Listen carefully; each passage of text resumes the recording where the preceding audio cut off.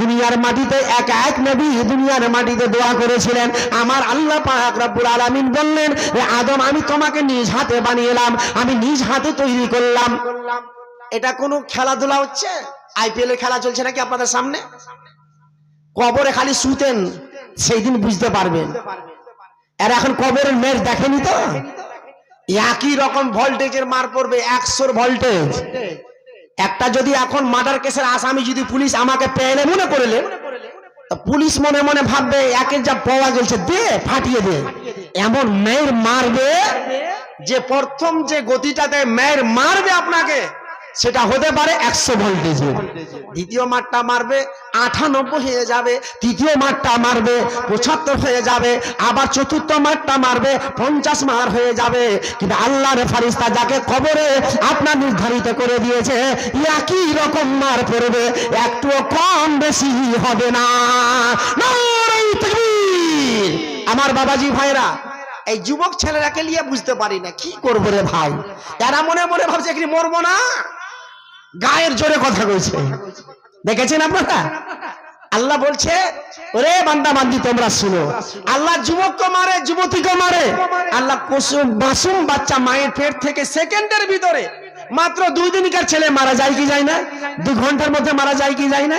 আল্লাহ বলছে 20 বছর মারলাম, 25 বছর মারলাম, এরা 30-35 আছে, 40-এ বলছে এখানে মরবো না, রক্ত তেজ আছে। বাবাজি ভাই, সব খতম হয়ে যাবে রে ভাই।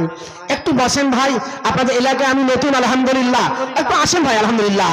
হ্যাঁ, তাই আমি আপনাদের সামনে বলবো, একবার তোরা ভাবলি না রে, একবার তোরা ভাবলি না রে, না দাদা মুসলমান, আমাদের দেশে হলো বদনাম, বলো ভাই কেমন মুসলমান, বিয়ে শাদি রং তামাশা। যদি ছেলে মেয়ে বিয়ে পেলে রে ভাই, একবার ডিজিটা বাজছে মুসলমানের বাড়তেছি, তাবলা বাজছে, বুঝতে পেরেছেন?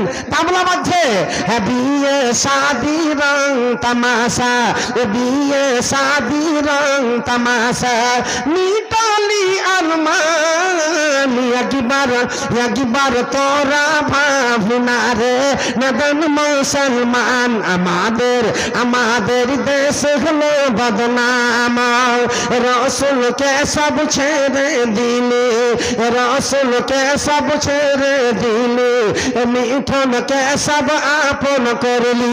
বর্তমান জমানার কথা ভাইরে, আমার দুঃখ লাগে ভাই, আপনার ছেলেটা কথা বলতে শিখেছে বাড়িতে, 10 বছর হয়ে গেল, 15 বছর হয়ে গেল, ছেলেটা মাঠে ঘাটে যেয়ে রোডের ধারে বসে বসে ফ্রি ফায়ার খেলে, পাবজি খেলে, হতে পারে এমন মোবাইলে লুডো চালু করেছে। আমি জানতে পারলাম ভাই আমার, আপনার ছেলেটা যদি আজকে বলা যায় আমাদের শেষ নবীর নামটা কি, আসল নামটা বলো তো, কয়টা নাম আছে? একটার নাম হলো আহমদ, একটার নাম নবী মুহাম্মদ বলেন সাল্লাল্লাহু আলাইহি সাল্লাম। আমার নবীর মায়ের নামটা কি, আমার নবীর বাপের নামটা কি, আমার নবীর দাদার নামটা কি, নবীজি কোন বংশতে ছিল, এটা কোনো মানুষ আজকে বর্তমান ছেলে পারবে না। বাবাজি ভাই